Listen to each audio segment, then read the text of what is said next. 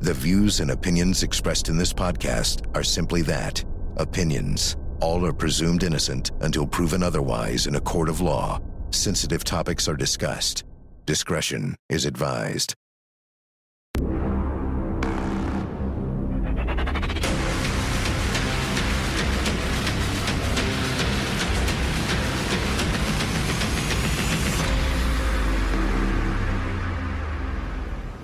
I'm Vinnie Politan. The subject of my investigation is the shooting of United Healthcare CEO Brian Thompson.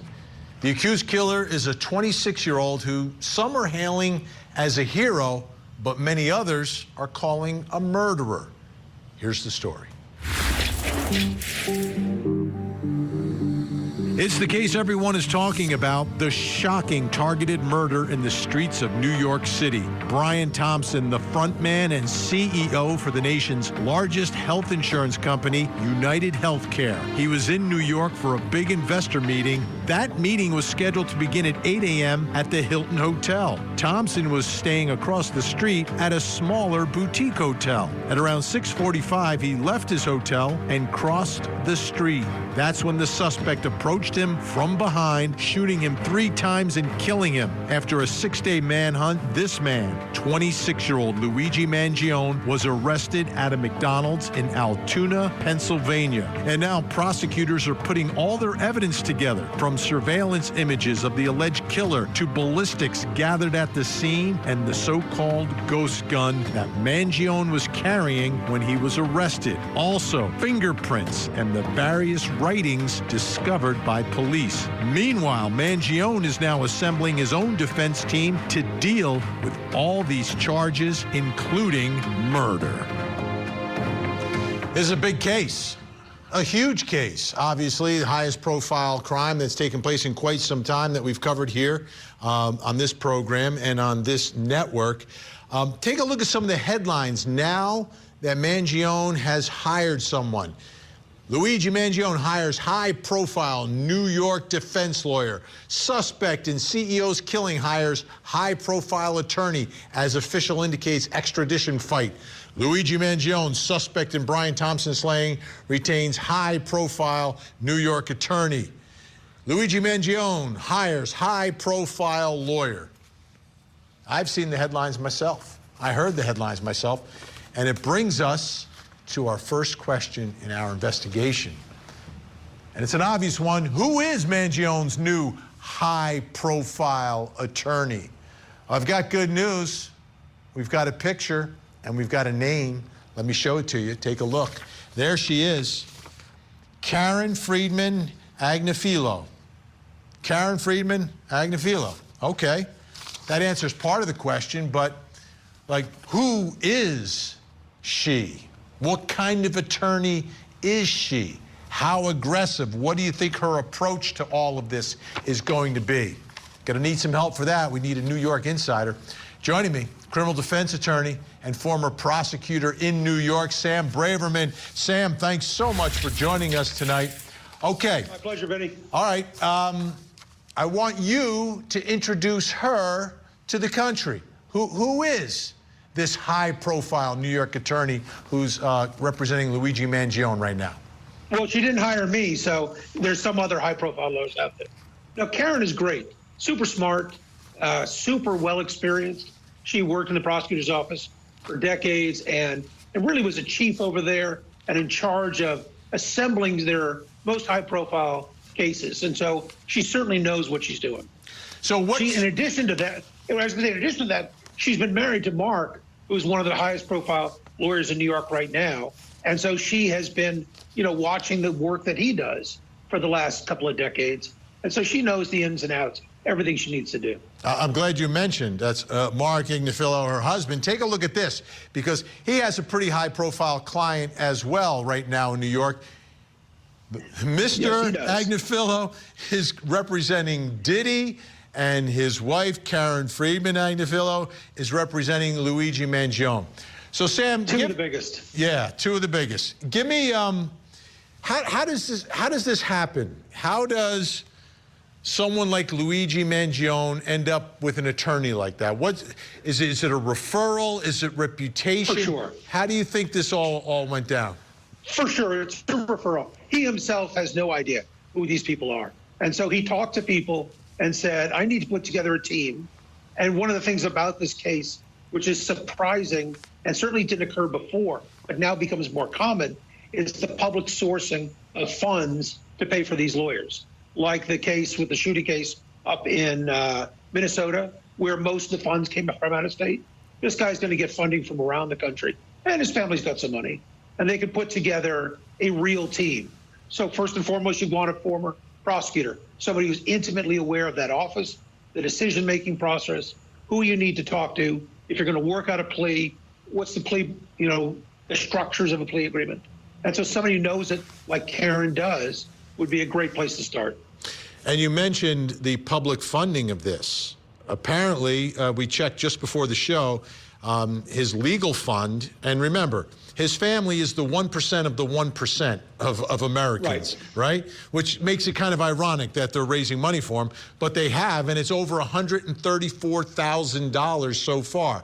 Now, I know that won't cover a case like this. I know that the prices escalate, obviously, for experts and everything else that you may need, but this is early on, and it's at $134,000. So, Sam, what does a lawyer do when you first get a case like this? So let's say Karen Agnifilo gets the case. What's the first thing that she's doing? Is she trying to make contact with her client? Is she trying to make contact with the prosecutor? What is she doing first? For sure. So the first thing she's going to do is she's going to drive out to Pennsylvania and go visit him. And she's going to sit down with him, meet him in the jail, and spend a couple of days with him, just introducing herself and learning who he is, getting his background, getting his temperature, because she's got a long ride with this guy. And there may be a point in time where she says, I need you to take a plea in your best interest. And if he's not 100% on board with the way she's approaching the case, he's not going to hear a good message. And so she needs to build a trust relationship with him right at the very beginning. And so I think days out there is that. In addition to which, they're preparing originally, in the beginning of this case, for the extradition hearing.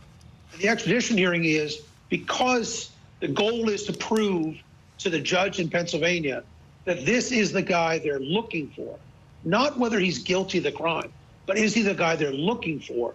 The extradition hearing is going to show quite a bit of information about the state's case in New York. And so she's going to be out there watching that. That's her beginning of the case. So what type of lawyer is she? Is she going to be the type of lawyer who's going to, after a motions hearing or after an appearance in court, an arraignment or whatever, is going to come out on the steps and address the public? Is she going to provide any information to try to shape the story, shape how people are talking about this case? I would guess no, for a couple of reasons. The first one is that she's a former DA, and the DAs don't do a lot of those step talks. There are DAs like Bragg will make statements, but Bragg's underlings don't. And so she was a reporter to Bragg for a long time, but I think it's unlikely for that reason. Second reason is that there's so much talk already about the case. She doesn't need to generate interest in the case. It's already there. And so for that reason, it doesn't help her to do it, particularly since there's so much evidence that ties her guy to New York. There's no upside to being out on the steps every day and having a chit chat. I'd wait till the case develops. Now, the other thing that people are talking about, Sam, and I mean, it almost became the story in all this, amazingly, was we talked about $134,000 being raised for someone who's on video allegedly committing a cold-blooded assassination, right? But a lot of the public sentiment is supporting him as somewhat of a hero and is in the same breath villainizing a man who was just walking into a meeting who gets shot from behind by an assassin, right? They villainized Brian Thompson. How does that manifest itself inside of a courtroom?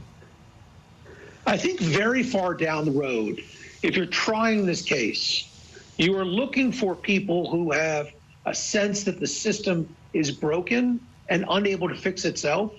And so sometimes you're looking for what you might say dysfunctional, kind of the anarchist jury that's going to say, we have to take care of things on our own. And so sometimes in a murder case, a good friend of mine was from North Carolina, and he wanted me to come down and try murder cases.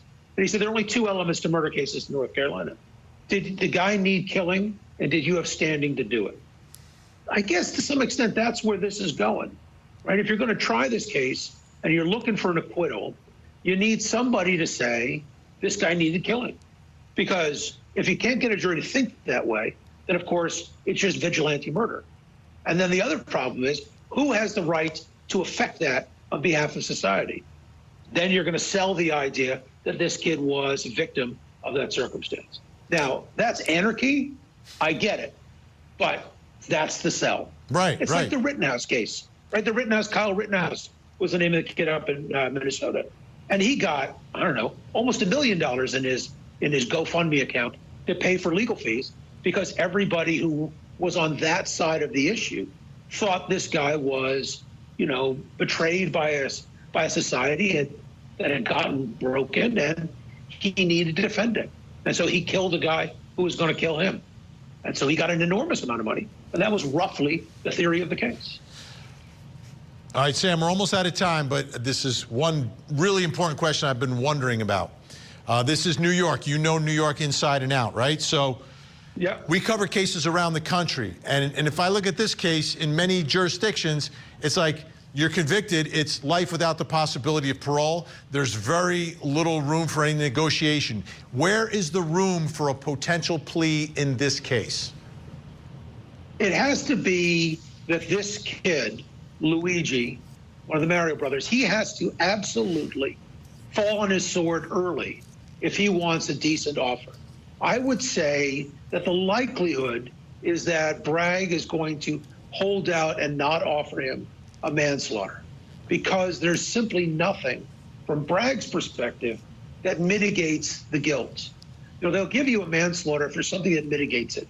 You've got a terrible backstory in your life. You've got some complications about the victim. You've got some complications about the methodology by which this took place. You've got mental health issues. None of those things are present. This is the definition of premeditated, lying in wait murder.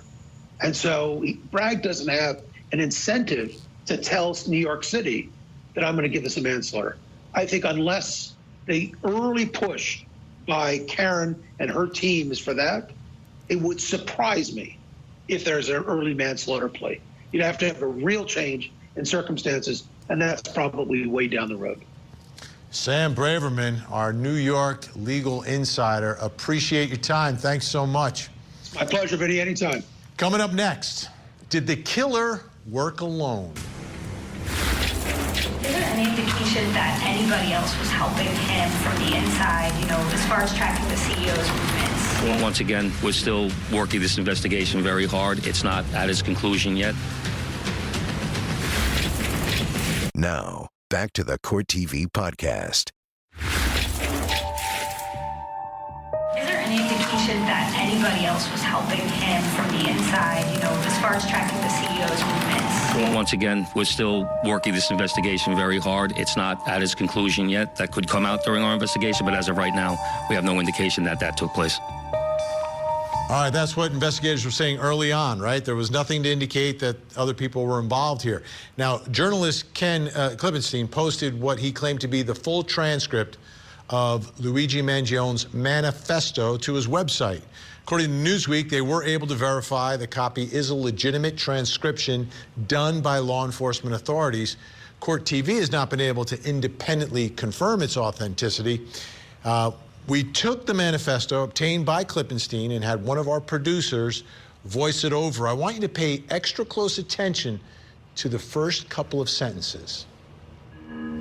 To the feds, I'll keep this short because I do respect what you do for our country. To save you a lengthy investigation, I state plainly that I wasn't working with anyone. This was fairly trivial. Some elementary social engineering, basic CAD, a lot of patience. The spiral notebook, if present, has some straggling notes and to-do lists that illuminate the gist of it. My tech is pretty locked down because I work in engineering, so probably not much info there. I do apologize for any strife of traumas, but it had to be done Frankly, these parasites simply had it coming. A reminder, the U.S. has the #1 most expensive healthcare system in the world, yet we rank roughly number 42 in life expectancy. United is the largest company in the U.S. by market cap, behind only Apple, Google, Walmart. It has grown and grown, but has our life expectancy? No. The reality is, these have simply gotten too powerful, and they continue to abuse our country for immense profit because the American public has allowed them to get away with it.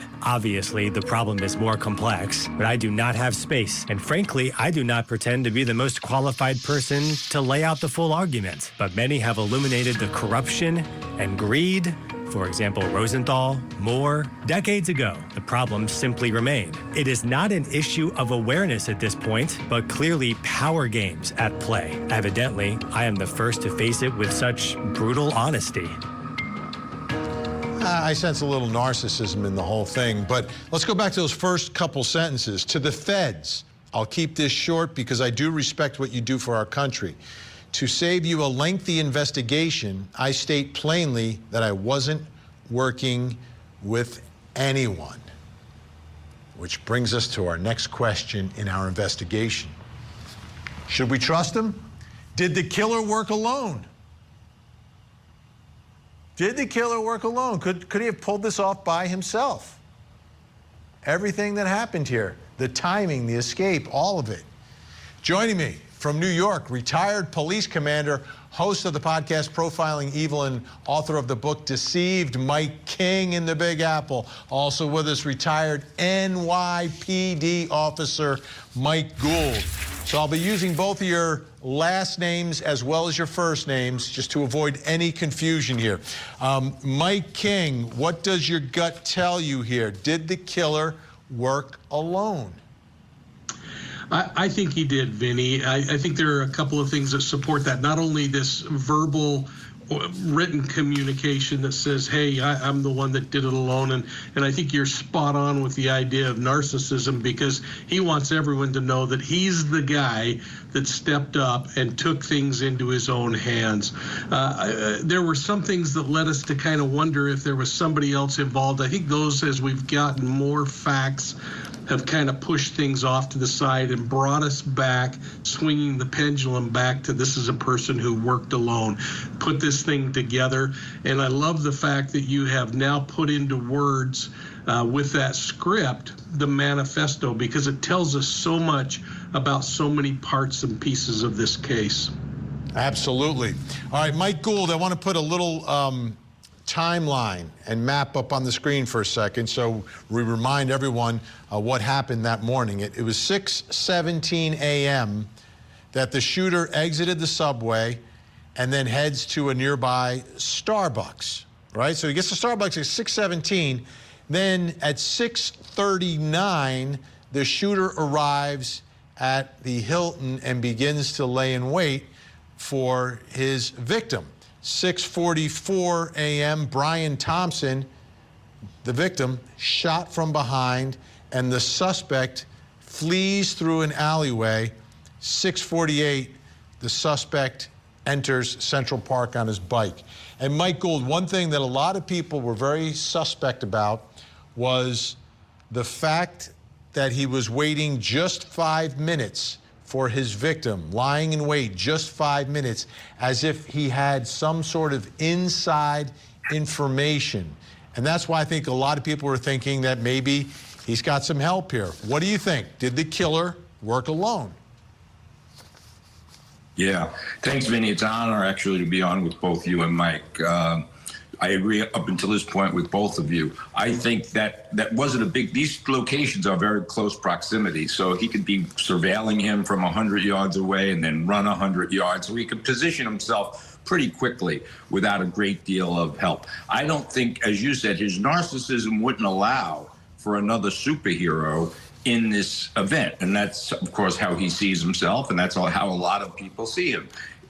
This isn't the first time anti-establishment heroes have taken, this is part of our history since our founding in 1776. In 1865, Booth shot Lincoln, and there was a whole bunch of people that supported Booth. So this is nothing new. But I do think he was working alone. I think the NYPD at this point, I don't trust him, but I trust the NYPD. They don't sleep. So they've been working on this case 24/7. They know what this guy had for breakfast at this point. They know everything about him, or at least they should know. So if they had an indication it was a co-conspirator, they would have, I think, announced it by now. You know, Mike King, one of the things that we heard in the manifesto, he mentioned patience, like acknowledging his own patience. How much patience do you think it took to pull this off alone, right? Because apparently he's not getting help from anyone. Exactly, and I think the thing that's really interesting is we have to take into account that he was there for about 10 days before this event. We know that Thompson arrived into town a couple of days before the event.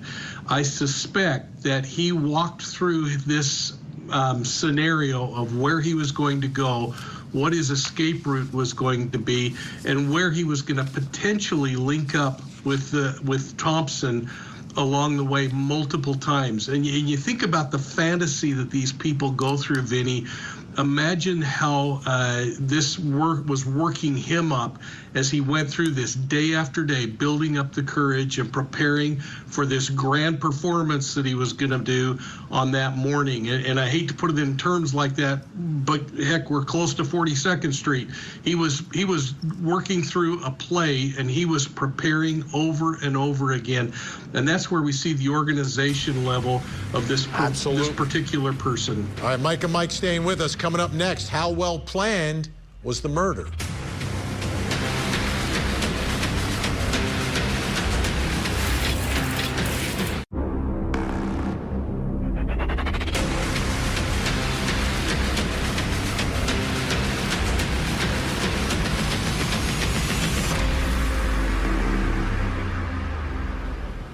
I'm Vinnie Politan. We continue our investigation of the targeted murder of United Healthcare CEO Brian Thompson and his accused killer, Luigi Mangione. It's a bizarre case for many reasons, like the suspect's background and the public's reaction to this assassination. Here's the story.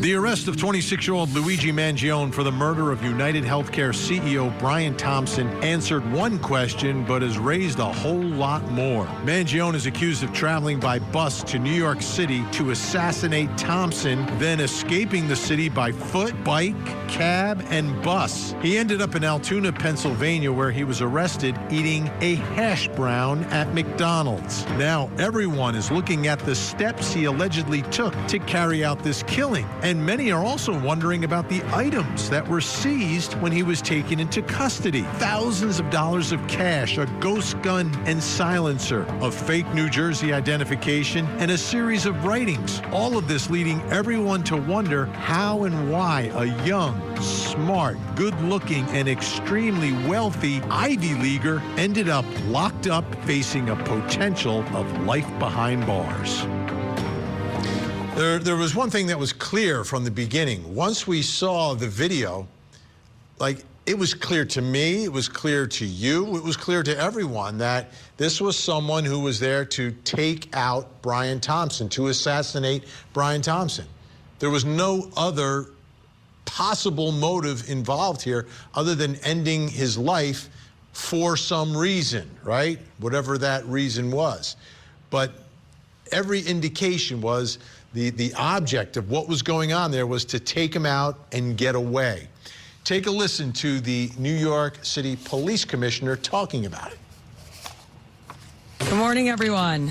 In Midtown Manhattan early this morning, 50-year-old Brian Thompson, the CEO of United Healthcare, was shot and killed in what appears, at this early stage of our investigation, to be a brazen, targeted attack. This does not appear to be a random act of violence. The suspect approached from behind and fired several rounds, striking the victim at least once in the back and at least once in the right calf. Many people passed the suspect, but he appeared to wait for his intended target. I want to be clear. At this time, Every indication is that this was a premeditated, pre-planned, targeted attack. Which brings us to our next question in our investigation. How well planned was the murder? Right? It's a planned, targeted attack, but how well planned was it? Obviously, he's in custody, so that's a problem. So it's not the perfect crime. But how about the planning and the preparation for all of this? Let's bring in our experts. Joining me from New York City, retired police commander, host of the podcast Profiling Evil, and the author of the book Deceived, Mike King. Also with us, retired NYPD officer Mike Gould. So what I want to do is walk through some of the timeline here and then stop and then get your analysis of the planning and how well planned or how not well planned this was. We begin November 24th. It's believed that at some time on November 24th, the suspect gets on a Greyhound bus that is traveling from Atlanta to New York City. Now, investigators unaware of what time or how he bought the ticket, but the bus originated in Atlanta, but it's unclear when he actually boarded, although he was reportedly spotted on the bus in Washington, D.C. November 24th, 10:11 p.m., the suspect arrives at the Port Authority terminal, and the suspect stayed in New York City for 10 days. So floating around the city for 10 days. Also, November 24th, 11 p.m., following his arrival in New York City, the suspect checks into the High New York City hostel. The suspect wore a mask most of the time. Surveillance video caught his face because he was flirting with the woman working at the desk, and she apparently asked to see his smile. And that's the image that was used in the search for the suspect here. So let's start with this, the beginning parts of all of this. Mike King and Mike Gould are with us. Mike Gould, your thoughts about up until this point of what has taken place, the planning, the travel into the city, being in the city, and then deciding to stay in a hostel. Yeah, Vinnie. So I think, I think it was relatively well planned. Of course, he got caught, so he couldn't account for every eventuality. And there's very rare perfect crime. So sooner or later, something's going to happen. But from the very beginning, by virtue of taking a bus, he eluded, airline security. Obviously, he eluded a lot of people because it's relatively you can travel by bus without pretty much anybody identifying you. And not being questioned or identified. So that, by virtue of all of those steps he took, it was well planned. But I don't think he expected, and frankly, I didn't, it's a singular homicide in New York City. I don't think he thought he was going to be an international fugitive an hour after he shot the guy. So I think that disrupted a lot of his plans. He of course, you're going to make mistakes.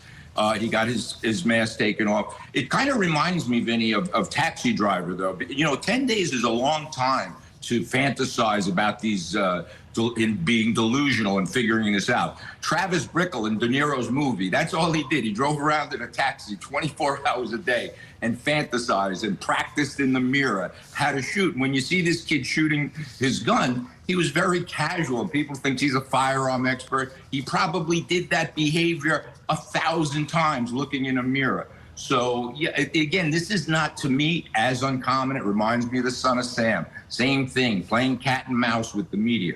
Answer is, it was pretty well planned, but not planned well enough. All right, I want to move through a few more of the moments here in our timeline. November 29th, the suspect leaves the hostel on the 29th. November 30th, the suspect checks into the hostel and books a room using a fake New Jersey identification. He shared a room with two guys on the 4th floor for multiple days, wore a mask most of the time, and apparently also while he was eating. Then we go to the December 4th, 5:30 a.m., the morning of the shooting. The suspect is seen on surveillance leaving the Upper West Side area near his hostel. He is holding something investigators believe to be an e-bike battery. December 4th, 6:15 a.m., surveillance footage captures the suspect exiting a subway station, the 57th Street and F train station. And then on December 4th, 6:17 a.m., after exiting the subway, the suspect is then seen on surveillance at a nearby Starbucks where he buys 2 energy bars and a water bottle. Police recovered the items in a nearby trash, and they were apparently matched to Luigi Mangione's fingerprints. So, Mike King, I know you're in the city and you've been going around to these locations, including the hostel and the Starbucks. What are your thoughts about retracing the steps and how well planned Mangione's master plan is up until this point? Well, I know you know the city really well, and Gold, I'm looking forward to his response on this, Vinny. But what I wanted to do is really kind of vicariously roll in the dirt and walk that area and take a couple of different routes down, the subway down, and actually get out at 57th Street. And I've heard conflicting reports of whether he really came out of the subway or was just captured on the camera outside the subway entrance. But I wanted to know, how long does that take? I wanted to know how long it took at 5:30 or 6 o'clock in the morning. So I drove that at 6 o'clock in the morning. And I'll tell you, for people who are afraid of driving in New York City, the time to go there is at 6 o'clock in the morning, because it is really nice driving and you can cover a lot of ground really quickly. And frankly, if he had an e-bike at that hostel rather than planting it somewhere near the homicide scene, it would be very easily accomplished to take a bike from that hostel down to that location in those same time frames. So kind of left me with it could go either way on how he got from point A to point B. But when I think about the organization of this guy, the reason he had that battery, if in fact it was an e-bike battery, is because he's charging it, because he wants a full charge when he comes out, which kind of pushes me toward the idea, is it possible that he had that bike staged down in that alleyway, locked with a cable or something, so that he knew that it would be there? Or did he actually burn some of that battery getting down and risk having that battery run dry heading back? Because 86th and then on to Columbus, where he was staying, that's a pretty long ways pushing a bike really hard. Let's get back to the timeline. December 4th, approximately 6:39, the shooter arrives at the Hilton, begins to lie in wait.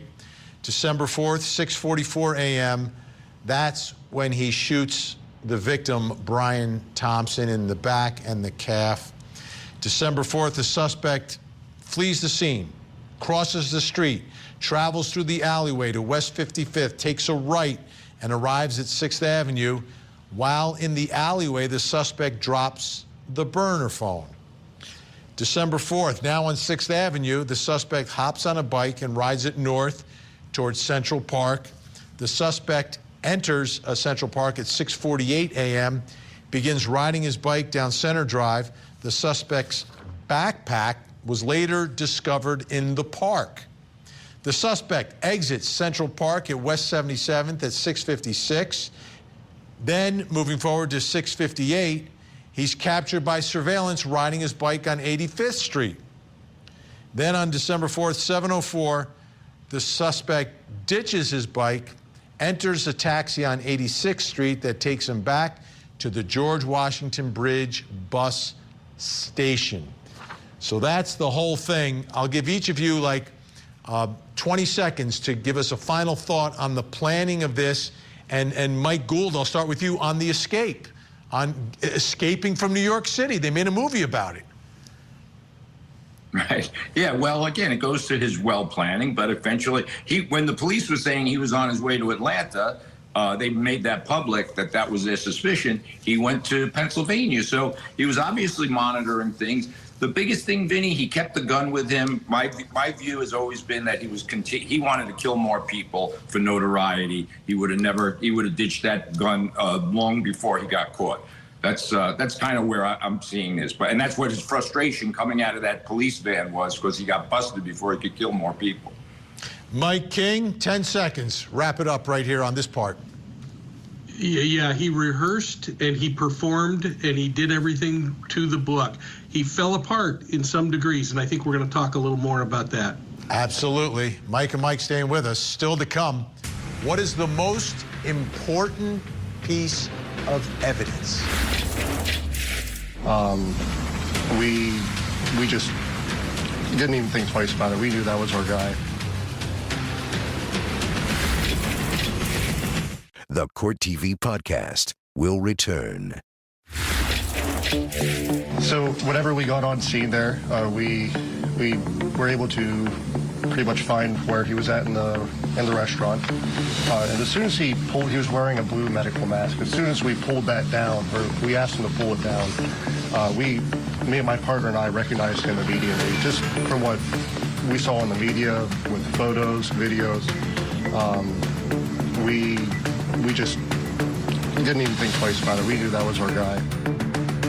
There's your Rookie of the Year, folks. Rookie police officer from Altoona who made the arrest of Luigi Mangione. I want you to take a listen to the police commissioner talking about what Luigi Mangione had on him at the time he was arrested. Upon further investigation, officers recovered a firearm on his person, as well as a suppressor, both consistent with the weapon used in the murder. They also recovered clothing, including a mask consistent with those worn by our wanted individual. Also recovered was a fraudulent New Jersey ID, matching the ID our suspect used to check into his New York City hostel before the shooting incident. Additionally, officers recovered a handwritten document that speaks to both his motivation and mindset. That's a lot of evidence found and seized at the time of the arrest, which brings us to our next question in our investigation, which is, what is the most important piece of evidence? There's a lot of evidence, but what's the most important piece of evidence? Still with us from New York, retired police commander Mike King and retired NYPD officer Mike Gould. Let me just run through a list of some more additional evidence before you guys answer, so you have some more things to choose from, or you can take something that I don't list. In addition to the manifesto was Mangione's to-do list, a notebook allegedly found on Mangione, which contained a to-do list, including this quote: "What do? You whack the CEO at the annual parasitic bean counting convention? It's targeted, precise, and doesn't risk innocence." You've also got all the times that Mangione is spotted on surveillance video, whether it's at the hostel or at the Starbucks, at the scene, riding away, on the bus, in the cab. Then you've got the gun matches the shell casings. The gun found on the suspect matched shell casings found at the site of the shooting. The casings had the words handwritten, deny, defend, and depose on them. Of course, you also have the shooting itself on video as well. Then you've got fingerprints. The lab results matched Luigi Mangione's fingerprints to a water bottle and protein bar wrapper found near the scene of the killing on December the 4th. Of course, you have him on video at the Starbucks purchasing those items. But wait, there's more. Luigi Mangione's fake ID, courtesy of NBC News, that was used to check in, was found on his person. And don't forget, he was also shown on video at the hostel, unmasked, flirting. Mike King, Mike Gould. Mike King, I'll let you go first. From your perspective, what's the most important? Vinnie, yeah, I'm like tossing between the manifesto and the writings and that weapon. And the writings give us his words, his confession, if in fact it's proven to be his handwriting and he's proven to be the killer in this case. But that weapon, I think it held some real significant intrinsic value to him for some reason. We don't know whether he built that 3D weapon, took the time. He talks about the engineering in that manifesto, which makes me think he may have built that weapon. But he used that weapon. It was part of the artist's rendering, and I think it was really important to him, and I think it's going to end up being one of the biggest pieces because it's going to be tied to those bullets and those bullet casings.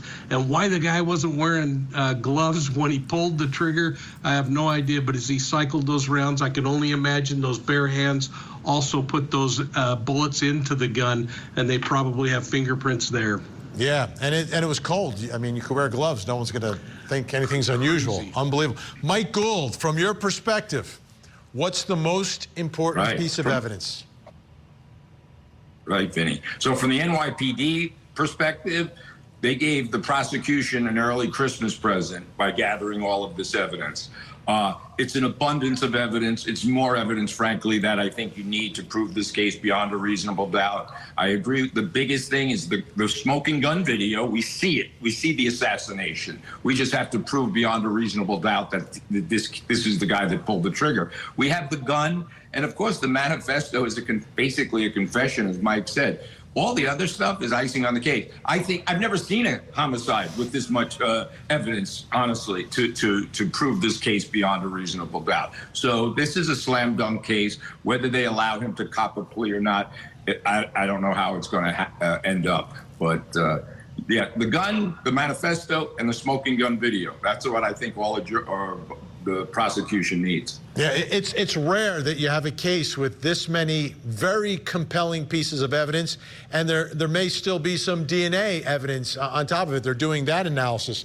You know, one thing I was thinking about was the video from Starbucks, and the reason I'm saying that is that video connects to the water bottle, the protein bar. It puts him in the vicinity of the killing, and then the ID of the suspect in the shooting, because you have the very unique backpack as well. But it's you know, an abundance of evidence, an abundance of very compelling evidence in all this. I'll give you each 15 seconds to kind of wrap this up, Mike. 0 to 10, how compelling is the evidence in this case? Well, I don't know which Mike you're asking, Vinny, Mike King, but I'm going to jump sorry. in. But I think the evidence is incredibly compelling, especially the fact that they have tied DNA to put him there at the scene, at least at the scene of that Starbucks, and most likely at the scene with those bullet casings. And then the fact that the guy had the same ID that this guy used at the hostel and then later in Altoona. We're out of time. Mike King, Mike Gould, great to see you both. Thank you both so much for all your help in this. Really do appreciate.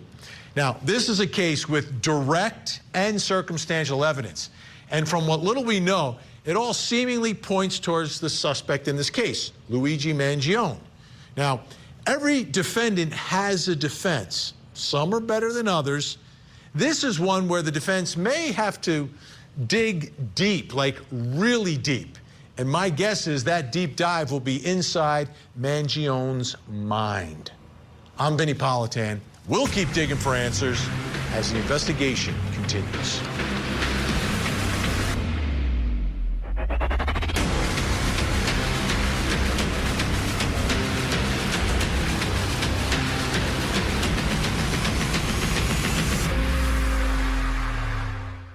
There you have it. If you want to see more in-depth reporting on the latest true crime stories, you can see me every weeknight, 8 p.m. Eastern on Closing Arguments. Thank you so much for downloading. And as always, please don't forget to hug the kids. This podcast is a production of Court TV. Go to CourtTV.com for more content, trials on demand, and to find out how to watch Court TV in your area.